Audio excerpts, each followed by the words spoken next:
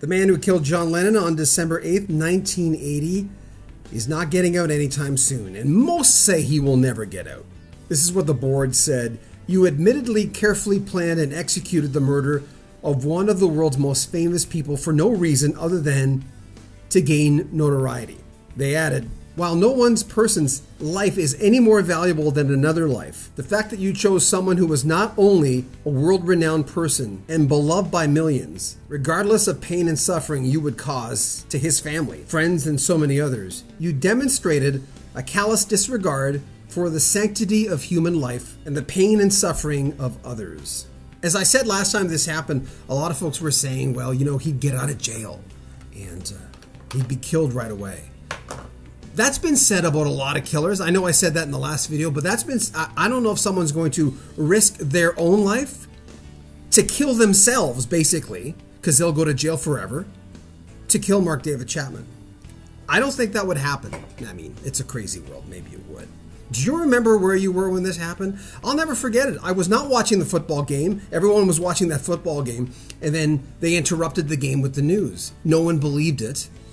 I remember getting a call from a relative, and I didn't believe it happened. And every time this freaking story comes up, it always brings back to mind, I was 20 years old at the time.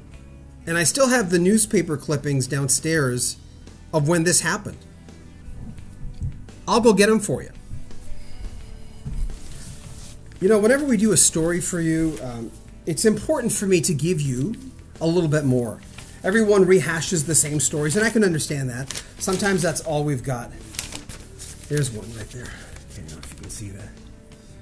See, I've got all this stuff. I kept the clippings. I don't know why I didn't keep the whole magazines. I just didn't. Still got all this stuff.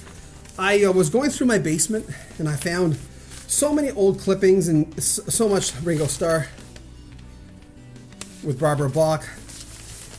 It was... I mean, I didn't know how to digest this. Being a huge Beatles fan, I didn't know what to do. I bought all those magazines that came out. I still got, this is, I'm not even sure what paper that is. Everyone remembers this, of course. And the disturbing picture of when Mark David Chapman asked Lennon earlier in that day for an autograph. I mean, the ultimate slap in the face. There's some more. I'm not going to show you all of these because this is too many. But I remember buying papers from all over Canada, papers from all over the US. These are just a lot of clippings of me trying to grapple with this whole thing. I mean, how disturbing is that? And then I got a lot of the magazines that came out. I just, you know, all those magazines that came out right after all the, I just bought tons of them.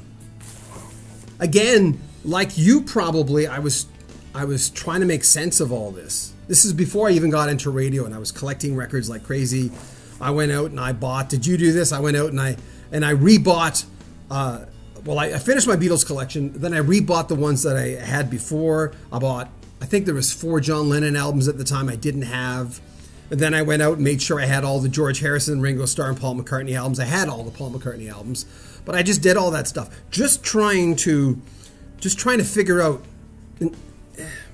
It's strange. It was the first celebrity death that got to me, you know? And like I said, I cried. It was a tough one. So whenever I hear of this guy trying to get out, I can't even put it into words. So it makes me angry. That's all it does. Anyway, that's my report. Can you share some of your thoughts on this? Whether it's your thoughts on Mark David Chapman getting out or your thoughts on that incident. It's up to you. Maybe it's too painful for you. It's too painful for a lot of people still. I'm John Beaudin, sitting in my kitchen from Rocky Street Music.